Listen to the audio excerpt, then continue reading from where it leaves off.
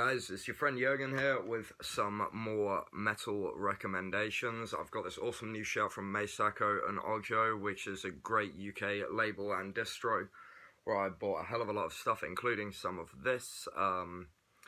This isn't a sponsor or anything, just if you're in the UK and you don't have necessarily a good record shop or somewhere to get music, fuck going to Amazon, go to somewhere like this, support a dude who's just into metal and sells good stuff.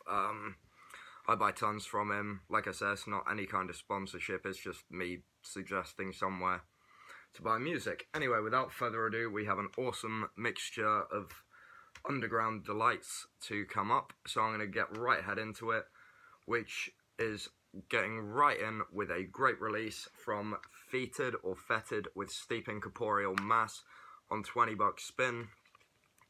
The label we all know and love. If you're into like cavern death, death doom, anything that's just huge, ugly, dungeon dwelling death metal with 5 fairly decent length songs, it totals at half an hour, so you can average that out at 6 minutes a song. It's really loads of crawling, slow riffs, really kind of nasty production. It's clear yet really lets everything ring out in a way that's sort of, the artwork represents how it sounds. So check out Fetid or Fetid with Steep Incorporeal Mass on 20 bucks spin, one of my top death metal releases at the minute. Next up, going over to the black metal side of things, a few of you guys on Instagram have been talking about this one, and I'm glad that I picked it up when I saw you did. The new Departure Chandelier album, missed the syllable there, with Antichrist Rise to Power on Nuclear War Now Productions. It's really cool, Napoleonic, I think is the right word for that, themed around Napoleon, and it's quite a unique theme. I don't think any other bands have done that to the best of my knowledge. I'm sure someone's going to correct me if they have. But it's a cool theme. It's got this nice medieval sound, not unlike Guardscaster from last episode, I think it was. So if you like sort of raw black metal with tons of awesome synths, this album's actually shorter than I thought it was going to be, because it's 8 tracks, so an intro and outro, and 6 kind of body tracks. Only makes about just over half an hour, but holy shit, it's intense. Listen to that. Next black metal one we have on Norma, Evangelion, Diabolique. I'm so glad I think I said that right. It's the new Misthyrming album. Icelandic is hard. Alglaimi, let's go with that. But yeah, Misthyrming's new album is a stunning mix of sort of really atmospheric, stunning, almost folk-tinged. See, I don't want to say folk-tinged, but they're sort of like Winterfilleth-esque huge walls of guitars, but then it has the Icelandic dissonance of bands like Sinmaris, Fetid, what they called, Alchemia, those kinds of bands. So if you dig the Icelandic black metal sound, you have to get this. I was also going to show, on the same label, the same day, and a same kind of style digipack, was the new, fuck, my brain's gone blank now, Deathspell Omega album, which I also got. I got these together, from Norma, Evangelion, Diabolique, 2 for 2. I'm proud of that. I think Deathspell Omega is a band most people into black metal know by now, but that's sort of like a bonus recommendation if you don't. But check out the new Misthyrming album, the album of which I'm not going to try and say the name of, Norma, Evangelion, Diabolique, hat trick. It's amazing. It's one of the most stunning black metal albums I've heard in a while. So yeah, check out Misthyrming if you haven't already. Icelandic black metal's a huge inspiration to me at the minute. Especially, you can hear that on the new Sickly Yanglen EP, This Hollow Land, which is now available on tape via Clobber Records. And I'm done plugging myself now. Oh Christ, that sounds bad. Next, Deathchain. Awesome old school thrash kind of speedy stuff with Dead Meat Disciples on Dynamic Arts Records. It's nothing that's gonna kind of make you go, holy shit, I've never heard something like this, but what they do really well, and it's just a barbaric take on thrashy, speedy extremity. It hits hard. It doesn't overstay its welcome. It's really good. It's consistent. I really enjoyed this. It was a blind buy for about £3, so maybe $5.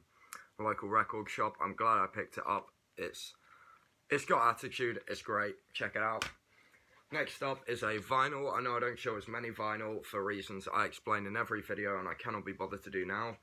But this is an album where I had to get it because not only is the album extremely good, I saw these guys live, hung out with them, they're really nice. Well, hung out with their guitarist, whose name escapes me. But this is Unholy Lust with their, I believe, only full-length album, Taste the Sin Through the Fire, on Blood Harvest Records. Sorry about the glare there. It's a really nice mix of kind of black, thrash, speed, death. You're getting it all there. They're from LA, but it has that kind of really nice, like, Brazilian stroke Chilean kind of, you know that sound I mean, where it's just a bit of everything with the black, thrash, speed, death, just fast, aggressive, maniacal, savage. It's damn good. It's one of my favourite albums at the minute. So yeah, check out Unholy Lust on Blood Harvest Productions or Records. Oh, it doesn't say. That's helpful. But yeah, much love to Blood Harvest anyway. They're a really good label. Known for putting out the earlier 2-mod stuff before 20 bucks spin. Pick them up. Next on Dark Descent, we have the first album, Below, by Lantern. A Finnish kind of cavern death stroke death doom band again.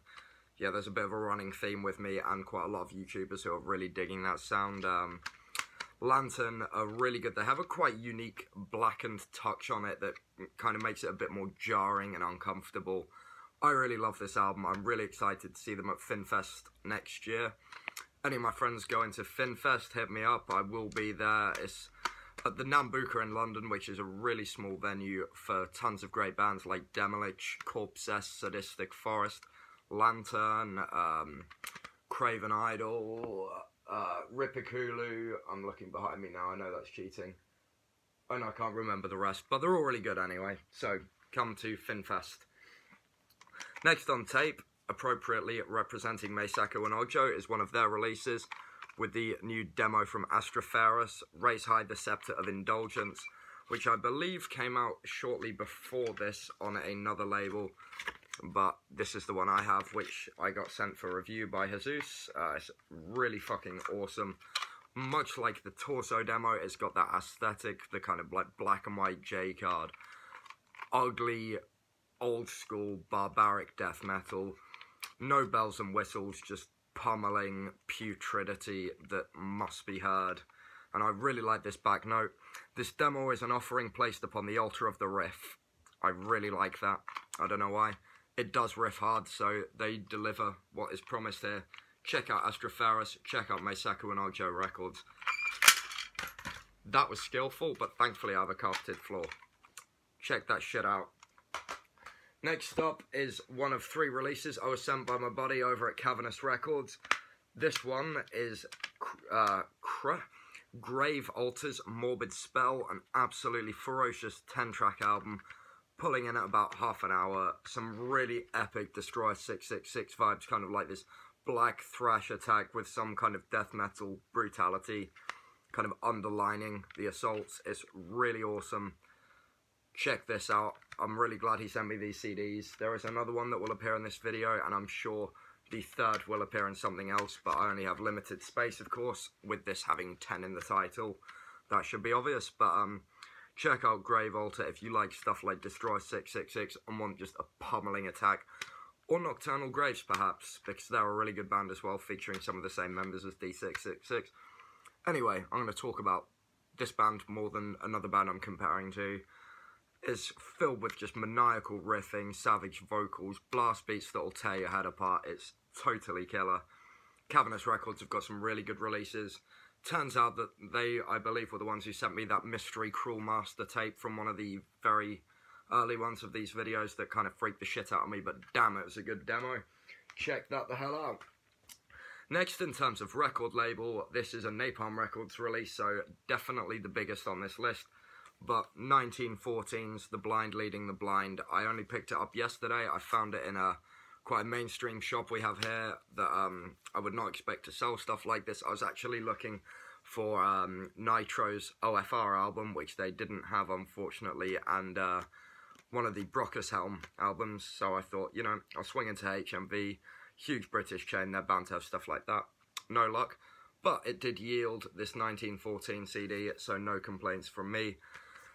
Absolutely heartbreaking World War I themed death metal. If, you know, you know anything about the First World War, you know it's a grueling affair for everyone involved, regardless of politics or loyalty or whatever the hell might sort of deter people, because there is a lot of German imagery on this, but, you know, that was a war that was fought in such a unpleasant manner, with trenches and the gas attacks and stuff. I've done most of my childhood was researching both of the world wars. I've always been fascinated by it. I've got quite a big gas mask collection, which is a fun fact, but sonically, this is just some really nice melodic black metal with some touches of death and doom, keeping the album heavy and crushing.